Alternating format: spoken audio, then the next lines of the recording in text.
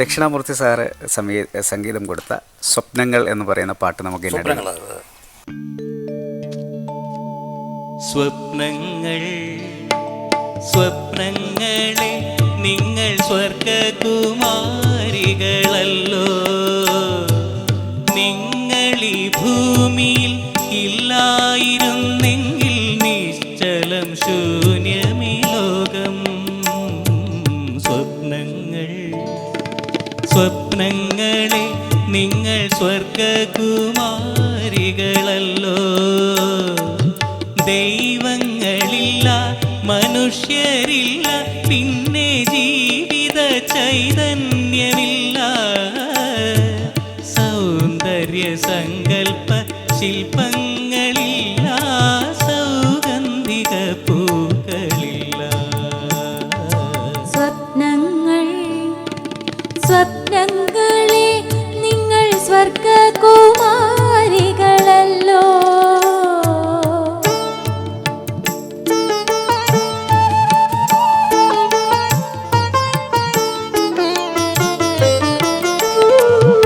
ഇന്ദ്രനീലം കൊണ്ടു മാനത്തു തീർത്തൊരു ഗന്ധർവരാജാങ്കണത്തിൽ, മാനത്ത് തീർത്തൊരു ഗന്ധർവരാജാങ്കണത്തിൽ, ചന്ദ്രിക പൊൻതാഴികക്കൂടം ചാർത്തുന്ന ഗന്ധർവരാജാങ്കണത്തിൽ, ചന്ദ്രിക പൊൻതാഴികക്കൂടം ചാർത്തുന്ന ഗന്ധർവരാജാങ്കണത്തിൽ, അപ്സര കന്യകൾ പെറ്റു വളർത്തുന്ന ചിത്രശലഭങ്ങൾ നിങ്ങൾ, ചിത്രശലഭങ്ങൾ നിങ്ങൾ, സ്വർഗത്തിൽ നിന്നും വിരുന്നു വരാറുള്ള ചിത്രശലഭങ്ങൾ നിങ്ങൾ. സ്വപ്നങ്ങൾ സ്വപ്നങ്ങളെ നിങ്ങൾ സ്വർഗകുമാരികളല്ലോ. പ്രണയത്തെക്കുറിച്ച് ഇതിൽ വർണ്ണിക്കുമ്പോൾ നമ്മൾ പ്രണയിച്ചവർക്ക് ശരിക്കും മനസ്സിലാവും. നീ പ്രണയിച്ചിട്ടുണ്ടോ? പിന്നെ അപ്പോൾ ഇപ്പോഴും അവിടെ അറിയണ്ട, വളരെ ബുദ്ധിപൂർവ്വം അതെടുത്തില്ലേ. അതെ. അപ്പം ഞാൻ പറഞ്ഞത് അപ്പോൾ ഈ പ്രണയിച്ചിട്ടുള്ളവർക്ക് അതിനർത്ഥം മനസ്സിലാവും. ശില്പികൾ തീർത്ത ചുമരുകളില്ലാതെ ചിത്രം എഴുതുന്നു നിങ്ങൾ. സ്വപ്നങ്ങളെ സ്വപ്നങ്ങൾക്ക് ചിത്രശലഭങ്ങളാണ്. അത് അത് പടം വരയ്ക്കുന്ന ചിത്രശലഭങ്ങളാണ്. ചിത്രം എഴുതുന്നു, അതിൽ ചുവര് വേണ്ട. പ്രണയത്തിന് ഒരു സ്വപ്നം കാണാൻ ചുവര് വേണ്ട. സ്വർഗകുമാരികളെന്ന് പറഞ്ഞപ്പോൾ തന്നെ അതൊരു പിന്നെ സ്വപ്നങ്ങൾക്ക് ഞാനറിയാതെ മാനസജാലകവാതിൽ ഞാനറിയാതെ ഈ പ്രണയം ഈ സ്വപ്നം എന്ന് ശരിക്കും പറഞ്ഞാൽ പ്രണയ സ്വപ്നമാണ്. അപ്പോൾ ഞാനറിയാതെ എൻ്റെ മാനസജാലകവാതിൽ എൻ്റെ ഞാൻ പോലും അറിയാതെ കയറി വരികയാണ്. ഞാൻ എൻ്റെ ഒരു കവിതയ്ക്കത്തുണ്ട്, അറിയാതെ പറയാതെ അറിയാതെ ഒഴുകുന്ന ചാരിത, അത് വെറും ചോദ്യോത്തരങ്ങളല്ല, സമവാക്യ നിർദ്ധാരണങ്ങളല്ല. ഞാൻ പ്രണയത്തെക്കുറിച്ച് എൻ്റെ ഒരു കവിതയിൽ വരികയുള്ള മനസ്സിലായില്ലേ. കഴിഞ്ഞ ഈ പാട്ടിനെ കുറിച്ച് സ്വപ്നങ്ങൾ എന്നുള്ളതിൻ്റെ അതിൻ്റെ ഒരു അല്ല, ഈ പാട്ട് വന്ന കാലത്തൊരു പിന്നെ നമ്മുടെ ശാസ്ത്രമംഗലത്തെ പോലുള്ള നിരൂപകർ അന്നും ഉണ്ടായിരുന്നു, നല്ല ഗാനങ്ങളെ പിടിച്ചു കൊടയുന്ന നിരൂപകർ. അപ്പോൾ അതേ ഒരു നിരൂപകൻ ഇത് തെറ്റായ പ്രയോഗമല്ലേ, അപ്സര കന്യക എങ്ങനെ പ്രസവിക്കാത്തവളല്ല കന്യക. അപ്പോൾ കന്യക എങ്ങനെ പ്രസവിക്കുന്നു? അപ്പോൾ അതിന് അത് തികച്ചും ഈ അപ്സര കന്യക എന്ന് അദ്ദേഹം പ്രയോഗിച്ചില്ല. കന്യക എന്ന് മാത്രം പ്രയോഗിച്ചിരുന്നെങ്കിൽ നിരൂപകൻ്റെ ധാരണ ശരിയാണെന്ന് പറയാം. പക്ഷേ ഇത് അദ്ദേഹം പ്രയോഗിച്ചിരിക്കുന്ന അപ്സര കന്യക എന്ന്. അപ്സര കന്യകൾ എന്ന് പറഞ്ഞാൽ അപ്സര ദേവതകൾ. ഇപ്പോൾ ഉർവശി, മേനക, രംഭ, തിലോത്തമ തുടങ്ങിയ ദേവേന്ദ്രൻ്റെ പത്നിമാരും അതേസമയം അഭിസാരികളുമാണ് അവർ. ഇപ്പോൾ അവർക്ക് ദേവേന്ദ്രൻ കൊടുത്തിരിക്കുന്ന ഒരു വരം എന്താണെന്ന് പറഞ്ഞാൽ, പ്രസവിച്ചു കഴിഞ്ഞാലും എത്ര പുരുഷന്മാർ ബന്ധപ്പെട്ട് കഴിഞ്ഞാലും അവൾ കന്യകയായിരിക്കും. അങ്ങനെയുള്ള ഒരു അപ്സര ദേവതകൾ. അപ്പോൾ അപ്സര കന്യകൻ അദ്ദേഹം ഉദ്ദേശിച്ചത് അദ്ദേഹത്തിന് അറിയാവുന്നതുകൊണ്ടാണ്. അപ്പോൾ ഇപ്പോൾ മേനക വന്ന് ശകുന്തള പ്രസവിച്ച് തിരിച്ചു വന്നപ്പോൾ പിന്നെ കന്യകയായി. അതാണ്. അപ്പോൾ അത് നമ്മുടെ ഇന്നത്തെ സമൂഹത്തിൻ്റെ നോട്ടത്തിൽ കന്യക പ്രസവിക്കാത്തവൾ കന്യക എന്നർത്ഥം, കന്യക പ്രസവിക്കാത്തവൾ എന്നർത്ഥം പറഞ്ഞു കൊടുക്കും. പക്ഷേ അപ്സര കന്യകയെ സംബന്ധിച്ചിടത്തോളം അവർ പ്രസവിച്ചാലും കന്യക തന്നെയാണ്. അപ്പോൾ ആ പ്രയോഗത്തിൽ തെറ്റില്ല. അതെന്താണെന്ന് വെച്ചാൽ അദ്ദേഹത്തിന് ശരിക്കും അറിയാവുന്നതുകൊണ്ടാണ് അങ്ങനെ പ്രയോഗിച്ചത്. ഇപ്പം നമ്മുടെ സ്വാമികളുടെ പാട്ട് കേട്ടു. ഇനി നമുക്ക് സലിൽ ചൗധരിയുടെ നീല.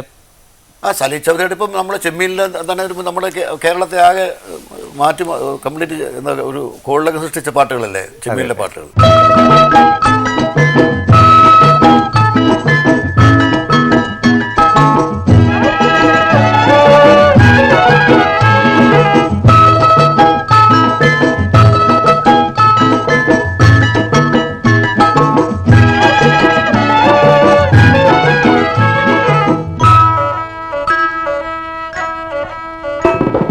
കടലിനക്കരെ പോണോരേ കാണാ പൊന്നിനു പോണോരേ, കടലിനക്കരെ പോണോരേ കാണാ പൊന്നിനു പോണോരേ, പോയി വരുമ്പോഴെന്തു കൊണ്ടുവരും കൈ നിറയെ, പോയി വരുമ്പോഴെന്തു കൊണ്ടുവരും. 14-ാം രാവിലെ പാലാഴിത്തിരയിലെ മത്സ്യകന്യകമാരുടെ മാണിക്യ കല്ല് തരാമോ.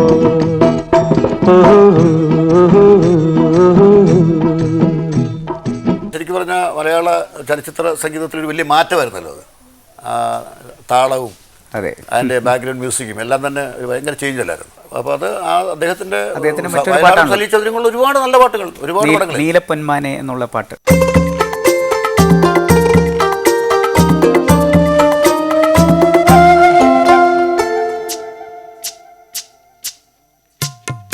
നീലപ്പൊന്മാനെ എൻ്റെ നീലപ്പൊന്മാനെ, വെള്ളിവേലു നെയ്ത പുടവ വേണു, പുളിയിലക്കര പുടവ വേണു, ചോലപ്പൊന്മാനെ.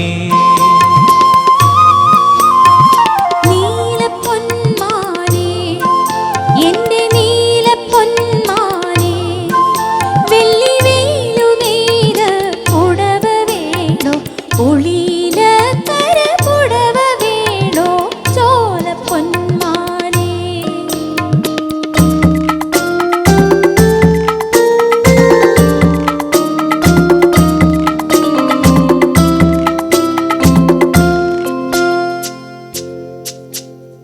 കാക്കപ്പോല നാൾ പാലരി ഇന്ന് കാവിലെല്ലാം കാവടി, കാക്കപ്പോല നാൾ പാലരി ഇന്ന് കാവിലെല്ലാം കാവടി, കൊച്ചു കാവളം കാളി തങ്കത്താലി തീർക്കാറായി മനസ്സേ തേൻ കുടിക്കൂ നീ. നീലപ്പൊന്മാനെ എൻ്റെ നീലപ്പൊന്മാനെ, വെള്ളിവേലു നെയ്ത പുടവ തരുമോ, പുളിയിലക്കര പുടവ തരുമോ, ചോലപ്പൊന്മാനെ.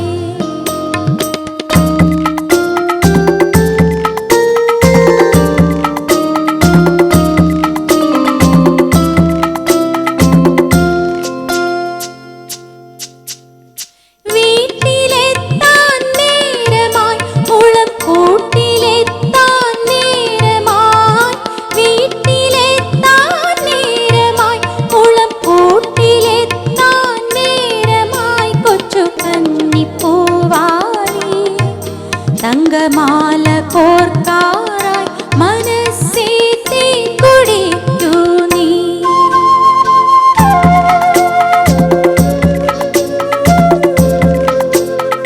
നീലപ്പൊന്മാനെ എൻ്റെ നീലപ്പൊന്മാനെ, വെള്ളിവേലു നെയ്ത പുടവ വേണു, പുളിയിലക്കര പുടവ വേണു, ചോലപ്പൊന്മാനെ. നമ്മുടെ ബാബുക്ക അതേപോലെ തന്നെ വയലാറിൻ്റെ പാട്ടുകൾ ചെയ്തിട്ടുണ്ടല്ലോ. അതിൽ അതെ, ദേവരാജ മാസ്റ്ററുടെ കൂടെയാണ് ഒരുപാട് ചെയ്തതെങ്കിലും MS ബാബുക്കയുടെ കൂടെ ചെയ്ത പാട്ടുകളൊക്കെ സൂപ്പർ ഹിറ്റുകളാണ്. ഒരുപാട് പടങ്ങൾ പെട്ടെന്ന് ഓർക്ക് അനാർക്കലി, പിന്നെ കാട്ടുതുളസി, അഗ്നിപുത്രി, പിന്നെ കാട്ടുതുളസിലെ സൂര്യകാന്തി സൂര്യകാന്തി സ്വപ്നം കാണുവതാരെ എന്നുള്ള പാട്ട്, ഗംഗയാരൊഴുകുന്ന നാട്ടിൽ നിന്നൊരു ഗന്ധർവ വഴി എന്നുള്ള പാട്ട്, അതുപോലെ അനാർക്കലി നദികളിൽ സുന്ദരി യമുന എന്നുള്ള പാട്ട്, പിന്നെ അഗ്നിപുത്രിലെ ഏറ്റവും മാസ്റ്റർ പീസ് എന്ന് പറയാവുന്ന കണ്ണു തുറക്കാത്ത ദൈവങ്ങളെ, കരയാനറിയാത്ത ചിരിക്കാനറിയാത്ത കളിമൺ പ്രതിമകളെ എന്നുള്ള പാട്ട്. പിന്നെ അതിൽ തന്നെ ഒരു പിന്നെ ജയചന്ദ്രൻ പാടിയ ഒരു പാട്ടുണ്ട്, ഇനിയും പുഴയൊഴുകും, ഇനിയും പുഴയൊഴുകും ഇതുവഴി ഇനിയും കുളിർ കാറ്റോടി വരും, ഒഴുക്കിനെതിരെ ഓളങ്ങൾക്കെതിരെ ഉയരുന്ന മൺചിറകൾ തകരും എന്നുള്ള അത് ആ ഒരു മാറ്റത്തിൻ്റെ അത് ഇത് പറഞ്ഞാൽ ഒരു വേശ്യയുടെ കഥയാണല്ലോ അഗ്നിപുത്രി. അപ്പം അതിലെല്ലാം അദ്ദേഹത്തിന് പ്രത്യേകിച്ച് ആ കഥയുടെ ആത്മാവ് കണ്ടെത്തുന്ന ഒരു പാട്ടുണ്ടാവും ഉറപ്പായിട്ടും ഒരു പടത്തിൽ. വയലാർമ ഗാനങ്ങൾ എഴുതിയ ഏത് സിനിമ എടുത്തു കഴിഞ്ഞാൽ ആ കഥയുടെ ആത്മാവുമായിട്ട് അടുത്ത് നിൽക്കുന്ന ഒരു ഗാനങ്ങളുണ്ടാവും. അത് ശരിക്കും അതിൽ സന്നിവേശിപ്പിക്കും. അപ്പോൾ അങ്ങനെ ഒരുപാട് പാട്ടുകളുണ്ട് അദ്ദേഹത്തിൻ്റെ പാട്ടുകൾ. ഓമനക്കുട്ടയിലെ പാട്ടുകൾ, പിന്നെ ഇത് ആകാശങ്ങളുടെ കരയിൽ അശോകവനി എന്നുള്ള പാട്ട്, അതൊക്കെ എന്ത് സൂപ്പർ ഹിറ്റുകളായിരുന്നു. അഷ്ടമിരോഹിണി രാത്രിയിൽ അമ്പലമുറ്റത്ത് നിൽക്കുമ്പോൾ, അങ്ങനെ ഒരുപാട് പാട്ടുകൾ നമുക്ക് ഇതെല്ലാം കൂടെ എവിടെ അവതരിപ്പിക്കും എന്നുള്ളതാണ്. സാധാരണ ഈ മാപ്പിള പാട്ടുകൾ എന്ന് പറയുന്നത് മലബാറിൻ്റെ ഒരു സവിശേഷത ആയിട്ടാണ് പറയാറുള്ളത്. അതുകൊണ്ട് ബാബുരാജിൻ്റെ സംഗീതത്തിൽ അങ്ങനെ വന്നു. അവിടെയുള്ള പിന്നെ ലിറിക്സും നോക്കുമ്പോൾ പക്ഷേ വളരെ തനിമയോടുകൂടെ അത് ചെയ്യാൻ പറ്റുമെന്ന് വയലാർ ദേവരാജൻ കൂട്ടുകെട്ട് തെളിയിച്ചൊരു പാട്ടാണ് കസ്തൂരി തൈലമിട്ട് മുടിമിനുക്കി, അല്ലേ? എന്നുള്ള പാട്ട് അത് മാധുരി പാടിയ ആദ്യത്തെ പാട്ടാണ്. മലയാള സിനിമയിൽ മാധുരി പാടുന്ന ആദ്യത്തെ പാട്ടാണ് കസ്തൂരി തൈലമിട്ട് മുടിമിനുക്കി. അത് വളരെയധികം ആളുകൾ നല്ല കല്യാണ പന്തലുകളിലൊക്കെ പിന്നീട് മുന്നേ പറഞ്ഞാൽ വളരെ ശരിയാണ്. കാരണം ഇതും വയലാർ ദേവരാജൻ ടീമിനും അങ്ങനെ പാട്ടുണ്ടാക്കാൻ പറ്റും എന്നുള്ളതിന് ഏറ്റവും വലിയ തെളിവാണ് പാട്ട്. കടൽപ്പാലത്തിൽ മലയാളത്തിൽ തന്നെ എഴുതി പാടിയ കസ്തൂരി തൈലമിട്ട് മുടിമിനുക്കി എന്ന പാട്ടാണ് ആദ്യമായിട്ട് കടൽപ്പാലത്തിന് വേണ്ടി എടുക്കുന്നത്. കസ്തൂരി തൈലമിട്ട് മുടിമിനുക്കി മുത്തോട് മുത്തു വച്ച വളകിലുക്കി കയ്യിൽ മുത്തോട് മുത്തു വച്ച വളകിലുക്കി മന്ദാരക്കുളങ്ങരെ കുളിച്ചൊരുങ്ങി മംഗല്യ തട്ടമിട്ട പുതുക്ക പെണ്ണ് മാറിൽ മഞ്ചാടി മറുകുള്ള മിടുക്കി പെണ്ണ്. അത് കഴിഞ്ഞിട്ട് വാഴവേ മായത്തിൽ കാറ്റും പോയി പാടി.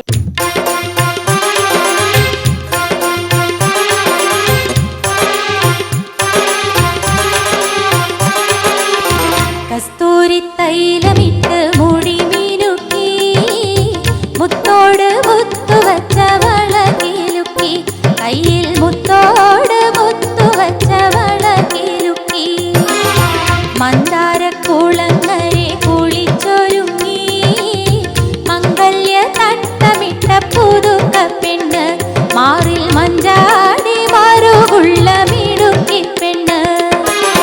കസ്തൂരി തൈലമിട്ട് മുടി മിനുക്കി മുത്തോട് മുത്തു വച്ച വളകിലുക്കി കയ്യിൽ മുത്തോട് മുത്തു വച്ച വളകിലുക്കി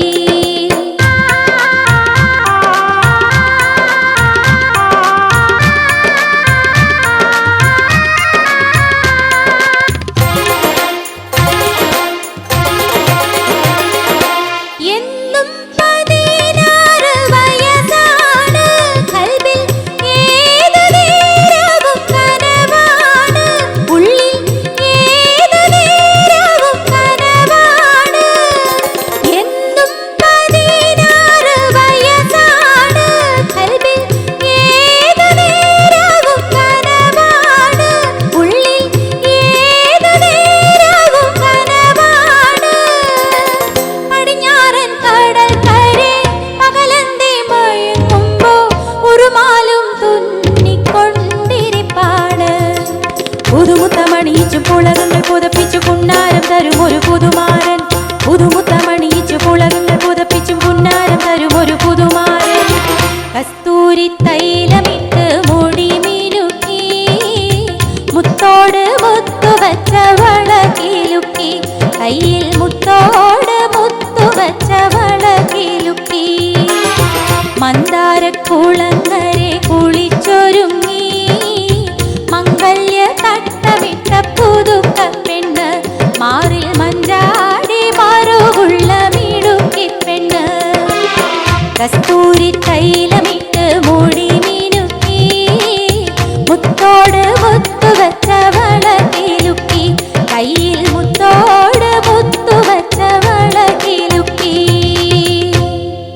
ബാബുക്കയുടെ ഒരു രസകരമായ കഥ പറയുന്നത് ഗിരീഷ് പറഞ്ഞത്. ഗിരീഷ് പുത്തഞ്ചേരീസും വീട്ടിൽ നിന്ന് പറഞ്ഞു, എടാ നിനക്കറിയോ വയലാർ ദേവരായൻ കൂട്ടുകെട്ടുണ്ടായി, ശ്രീകുമാരൻ തമ്പി പിന്നെ ദക്ഷിണാമൂർത്തി അല്ലെങ്കിൽ എം കെ അർജുനൻ കൂട്ടുകെട്ടുണ്ടായി, പിന്നെ ഭാസ്കരൻ മാഷും ബാബുക്കയും കൂട്ടുണ്ടായി. എന്താണ് അങ്ങനെ ഒരു കൂട്ടുകെട്ടുണ്ടാകുക, എന്തുകൊണ്ട് വയലാർ ബാബുരാജ് കൂട്ടുകെട്ടുണ്ടായില്ല എന്ന് ചോദിച്ചു. അപ്പോൾ ഞാൻ പറഞ്ഞു എനിക്കൊരു ഉത്തരയില്ല. ഞാൻ പുള്ളി പറഞ്ഞതെന്ന് വെച്ചാൽ ഭാസ്കരൻ മാഷും ബാബുക്കയും കൂടി ഇരിക്കുമ്പോൾ ബാബുക്ക് കഴിക്കും, ഭാസ്കരൻ മാഷ് കഴിക്കില്ല. ആ സമയത്ത് അവിടെ പാട്ടുണ്ടാവും. മറിച്ച് അതുപോലെ തന്നെ ഇപ്പുറത്ത് തന്നെ ദക്ഷിണാമൂർത്തി സ്വാമി അല്ലെങ്കിൽ തമ്പച്ചേട്ടനും കഴിക്കുന്നില്ല. പക്ഷെ വയലാറും കഴിക്കും, ബാബുരാജും കഴിക്കും. അത് കാരണം അവിടെ വെള്ളടി ഉണ്ടാവുള്ളൂ, പാട്ടുണ്ടാകുക. അതുകൊണ്ടാണ് ടീം ഉണ്ടാകുന്നത്. ഗിരീഷിന്റെ കണ്ടുപിടുത്തമാണ്. ഗിരീഷിന്റെ ഒരുപാട് കണ്ടുപിടുത്തങ്ങൾ ഇങ്ങനെ ഉണ്ട്. അപ്പോൾ സൂര്യകാന്തി എന്നുള്ള പാട്ട് നമുക്കിത് കേൾക്കാം.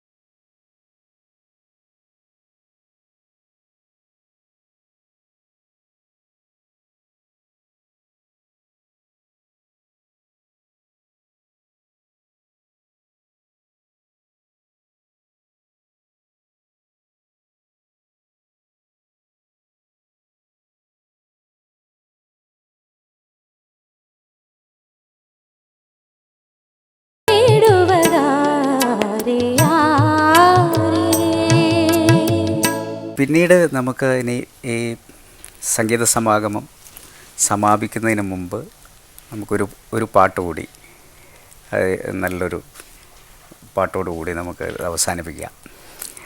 അതിനെ പറ്റിയൊരു പാട്ട് ഏതാണ്? ദേവരാജൻ വയലാർ എന്നുള്ള പറഞ്ഞ കൂട്ടുകെട്ടിൽ നിന്നുണ്ടായിട്ടുള്ള ഒരു നല്ല പാട്ട് കൂടി. കാരണം ആയിരക്കണക്കിന് പാട്ടുകളുണ്ട് എപ്പിസോഡുകളിൽ നിന്ന്. അല്ലേ? അതെ, ഇപ്പം നമ്മളിപ്പോൾ പറയുമ്പോൾ ഒരു പരിസമാപ്തിക്ക് വേണ്ടി എന്ന് പറഞ്ഞതുകൊണ്ട് സരസ്വതി യാമം കഴിഞ്ഞു എന്നുള്ള പാട്ട്. അതെ, അനാവരണത്തിലെ സരസ്വതി യാമം കഴിഞ്ഞു എന്ന ഇനിയും ഒരു അംഗത്തിന് ബാല്യമുണ്ടോ എന്നുള്ള ചോദ്യം. പക്ഷേ ശരിക്കും എനിക്ക് തോന്നുന്നത് വയലാറിനെ കുറിച്ച് ധാരാളം എപ്പിസോഡുകൾ ഇതേപോലെ ഇനിയും ഒരുപാട് പാട്ടുകളെ കുറിച്ച് പറയാനുണ്ട്. വളരെയധികം, കാരണം അതൊരു ചരിത്രമാക്കി 10% പോലും ആയിട്ടില്ലല്ലോ. ഇതുപോലെ പ്രോഗ്രാമില്ല, അത് സാധ്യമല്ല. കാരണം ഇതുപോലൊരു പ്രോഗ്രാം കൊണ്ട് നമുക്ക് വയലാറിൻ്റെ ഒരു ഗാനപ്രപഞ്ചത്തെ പൂർണ്ണമായിട്ടും ഇതിനെ ഒരു പരിച്ഛേദം എന്ന് വിളിക്കാൻ പോലും പറ്റുന്നില്ല. ഇത് കണ്ടുകൊണ്ടിരിക്കുന്ന പ്രേക്ഷകർക്ക് വേറെ മനസ്സിൽ നിൽക്കുന്ന ചില വയലാർ ഗാനങ്ങളായിരിക്കും അവരുടെ മനസ്സിൽ. അതെ, അപ്പം നമ്മളിത് ഞങ്ങളാരും ഇത് പറഞ്ഞില്ലല്ലോ എന്ന് നമ്മളെ കാണുമ്പോൾ അവർ പരാതിയും പറയും. അല്ല, പിന്നെ നദിയിലെ പാട്ടുകളൊന്നും പാടിയില്ല. അപ്പം നമുക്ക് ശരിക്കും പ്രേക്ഷകരോട് ഒരു ക്ഷമാപണം കൂടി ഇതിൽ, കാരണം സമയപരിമിതി കാരണം നമുക്ക് അവരുടെ ഇഷ്ടം, നമ്മുടെ പോലും ഇഷ്ടങ്ങൾ പൂർത്തീകരിക്കാൻ പറ്റാതെയാണ് ഈ എപ്പിസോഡ് അവസാനിക്കുന്നത്. നമ്മളിപ്പോൾ നൽകുന്ന ഒരു പ്രവേശിക മാത്രമാണ്. തീർച്ചയായിട്ടും വയലാർ ഗാനങ്ങളിലേക്കുള്ളൊരു പ്രവേശിക, ഒരു അത് മാത്രം നമ്മൾ ഈ പണ്ട് അഗസ്ത്യമുനി കടലിനെ കമണ്ടലൂരിൽ കൊണ്ടുപോകുന്നുണ്ട്. അങ്ങനെ പോലുള്ളൊരുമല്ല നമ്മൾ. നമുക്കൊരു പ്രതീക്ഷയുള്ളതെന്ന് വെച്ചാൽ വയലാർ രാമവർമ്മ തുടങ്ങിയ അംഗം അദ്ദേഹത്തിൻ്റെ മകൻ ശരത്ചന്ദ്രൻ തുടരുന്നുണ്ട്. എൻ്റെ കൽബിലെ വെണ്ണിലാകുന്നീ നല്ല പാട്ടുകാർ, ആദ്യം ഈ പറഞ്ഞ മാതിരി ഒരു നല്ല മനോഹരമായ പാട്ടല്ലേ മാപ്പിളപ്പാട്ട് രീതിയിരിക്കുന്നത്. അപ്പം അത് നമ്മളെ ആ രീതിയിലേക്ക് ശരത്ത് വളരട്ടെ എന്ന് ഞാൻ അതെ, മാത്രമല്ല ചേട്ടൻ്റെ ചീത്ത കുറച്ച് മാത്രം കേൾക്കാൻ എല്ലാവർക്കും നമസ്കാരം. ദൂരെ നിന്ന് നമ്മുടെ ഈ പരിപാടിയിലെത്തി നമ്മളെ സന്തോഷിപ്പിച്ച വസന്ത ചേച്ചിക്കും അർജുന മാസ്റ്റർ നമ്മുടെ കൂടെ സജീവമുണ്ടായി. തമ്പി സാറാണ് ഇത് സജീവമാക്കി ഈ എപ്പിസോഡുകളെല്ലാം കൊണ്ടുപോയിട്ടുള്ളത്. എല്ലാവരോടുമുള്ള നന്ദി പ്രകാശിപ്പിച്ചുകൊണ്ട് ഈ എപ്പിസോഡ് ഇവിടെ അവസാനിക്കുന്നു. ഇത് വയലാർ രാഘവപ്പറമ്പ്, മലയാളത്തിൻ്റെ മഹാകവിക്ക് കവിതയുടെ മുലപ്പാൽ നൽകിയ ഒരമ്മ, അമ്പാലിക തമ്പുരാട്ടി.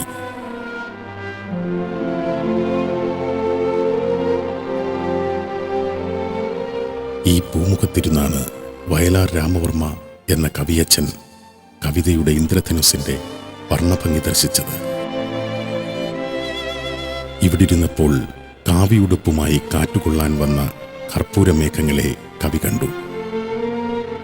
ഇവിടിരുന്നായിരിക്കാം കവി ചോദിച്ചത്, നീയും വിധവയോ നിലാവേ എന്ന്. വെള്ളൂട്ടു വളയിട്ട് കമ്മലിട്ട വയനാടൻ കുന്നുകളെ കണ്ടതും ഇവിടിരുന്നാവാം.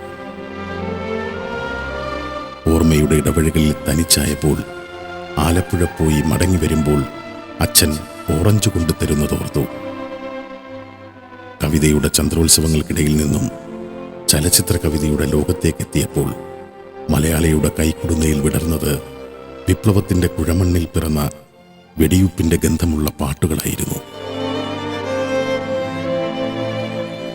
പ്രണയത്തിൻ്റെ ശാരദസന്ധ്യകളായിരുന്നു. രാത്രി പകലിനോടെന്ന പോലെ യാത്രാമൊഴി നേരുന്ന വിരഹത്തിൻ്റെ അമാവാസികളായിരുന്നു. ഭക്തിയുടെ സൂര്യോദയങ്ങളായിരുന്നു. രതിയുടെ നുണക്കുഴിക്കവിളുകളായിരുന്നു.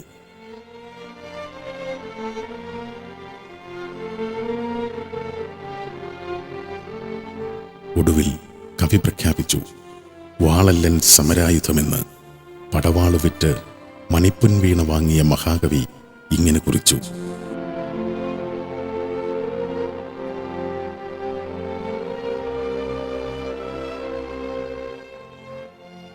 സ്നേഹിക്കയില്ല ഞാൻ നോവും ആത്മാവിനെ സ്നേഹിച്ചിടാത്തൊരു തത്വശാസ്ത്രത്തെയും. പെരിയാറും പേരാറും കല്ലായിപ്പുഴയും പൊന്മുടിപ്പുഴയും പിന്നെ പുഴകളുടെ അമ്മ മനസ്സായ നിലയും കവിയുടെ കൽപ്പനയിൽ ഭൂമിക്ക് കിട്ടിയ സ്ത്രീധനങ്ങളായിരുന്നു.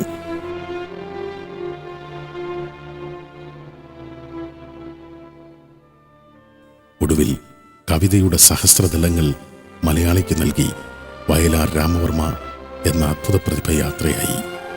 ഈ മനോഹര തീരത്ത് ഒരു ജന്മം കൂടി ജീവിക്കാൻ ആഗ്രഹിച്ച വയലാർ രാമവർമ്മയ്ക്ക് ഹൃദയാഞ്ജലി.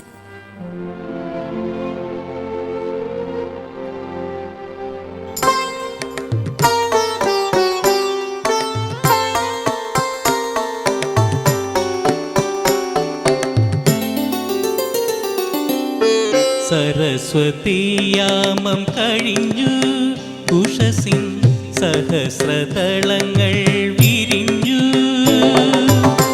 വെൺകൊറ്റക്കുട ചൂടും മലയുടെ മടിയിൽ വെളിച്ചം ചിറകടിച്ചുണർന്നു. സരസ്വതീയാമം കഴിഞ്ഞു, ഉഷസിൻ സഹസ്രതളങ്ങൾ വിരിഞ്ഞു. വെൺകൊറ്റക്കുട ചൂടും മലയുടെ മടിയിൽ വെളിച്ചം ചിറകടിച്ചുണർന്നു. സരസ്വതീയാമം കഴിഞ്ഞു.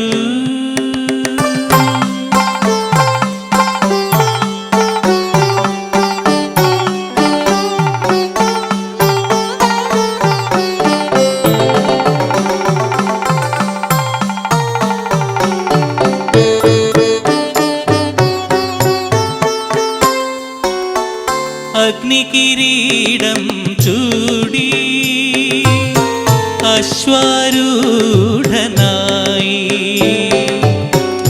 അഗ്നികിരീടം ചൂടി അശ്വാരൂഢനായി. കാലം അംഗം ജയിച്ചു വന്ന തറവാട്ടിൽ ഇതുവഴി തേരിൽ വരും ഉഷസ് സരസേ ഇവിടത്തെ അസ്ഥിമാടം സ്പന്ദിക്കുമോ സ്പന്ദിക്കുമോ സരസ്വതിയാമം കഴിഞ്ഞു ഉഷസിൻ സഹസ്രതളങ്ങൾ വിരിഞ്ഞു വെൺകൊറ്റക്കുട ചൂടും മലയുടെ മടിയിൽ വെളിച്ചം ചിറകടിച്ചുണർന്നു സരസ്വതിയാമം കഴിഞ്ഞു